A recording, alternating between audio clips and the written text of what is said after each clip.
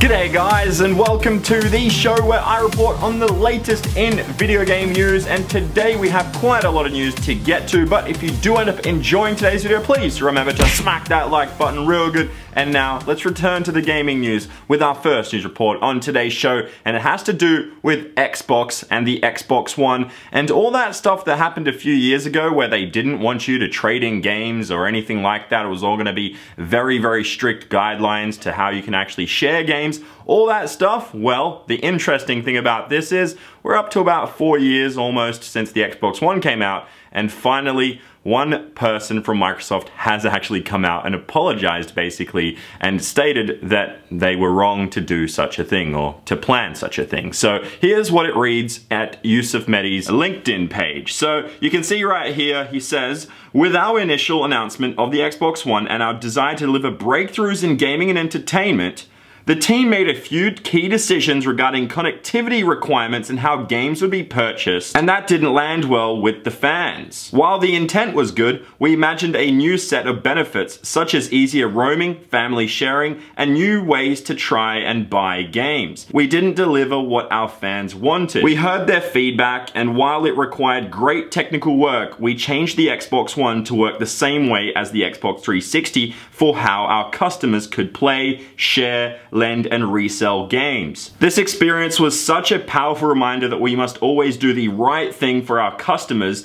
and since we've made that commitment to our Xbox fans, we've never looked back." And on top of that post on LinkedIn by Yusuf Mehdi, there is a bunch of other stuff going on that I'm reading through here, and it basically all states that they were pretty wrong when they decided that. And we all knew that, we all know that to this date, but it's very nice to get actual feedback from someone from Microsoft and that has actually worked on the product itself. So it's cool that they actually came out and said, okay, our egos aren't that big, we're gonna just put that to the side and go, okay, we did make a mistake here. And the thing is, everyone, including themselves, we all knew it was a mistake. It was way too early and just way too strict to kind of do that stuff a few years back. It wouldn't even fly in today's world of internet and media and all that stuff. People just don't want such strict guidelines to how you can play, share, and all that stuff. And you have to market it perfectly, which they did not once they initially announced the Xbox One at that really bad TV sports thing.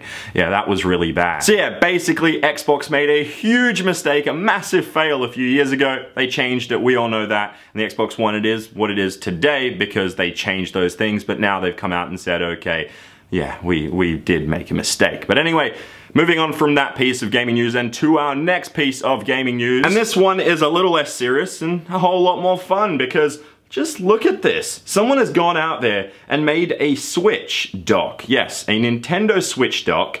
And it's basically using the exterior, I guess, of the Nintendo 64. And it's just really cool that they've done this. It's a modification. It adds nostalgia to your Switch. Like, you get that whole 64 thing there. And it just looks cool. I might actually do this if I do get a Switch, because I do have a 64. And unfortunately, the 64 doesn't work unless I buy one of those old CRT fat tube TVs. And I don't really want to do that because they're really, like, they take up way too much space. So I might transform my 64 to something like this if I do end up buying a Switch, but I right now don't have a Switch because they're all sold out and there's like no games to buy on it. I'll wait for the next Mario game probably, or Smash.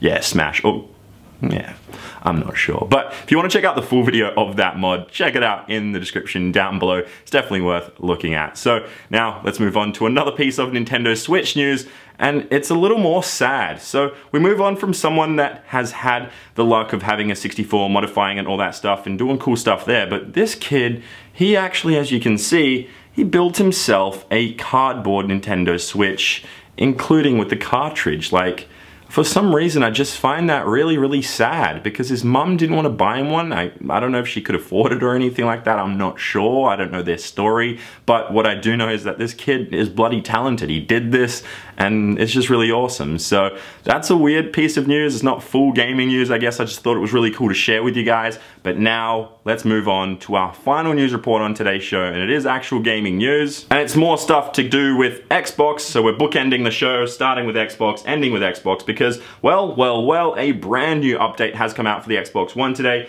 and let's take a look at exactly what is in this new update. The UI has changed on the dashboard of the Xbox One to allow quicker access to frequently used applications and features, and improves the overall look of the Xbox dashboard. In my opinion, it does look a whole lot better now. It's just a lot cleaner. The icon of the game that is currently being played is now a lot smaller because it was kind of annoying at the size that it was. Below that, you've also got buttons to shortcuts and other related areas such as the game hub or sharing features and things like that. And there's just a whole lot of stuff going on. There is a full Microsoft Xbox video on their channel, over on their YouTube channel to be specific. You can go check that out. They really go in depth with everything. But one thing I will mention is, and my favorite part of this update, is that now you can basically get the guide button to work just with one click to get the guide open, no more double clicking. And I guess that'll take some getting used to because I've been double clicking for the longest time, but hey, it's easier now, I guess, so that's a good thing. But anyway, hopefully you guys enjoyed today's video, and now, Gorilla Man, please hand me that question. Thanks, Gorilla Man. Okay guys, the question is, how would you change your gaming system of choice to make it even better? And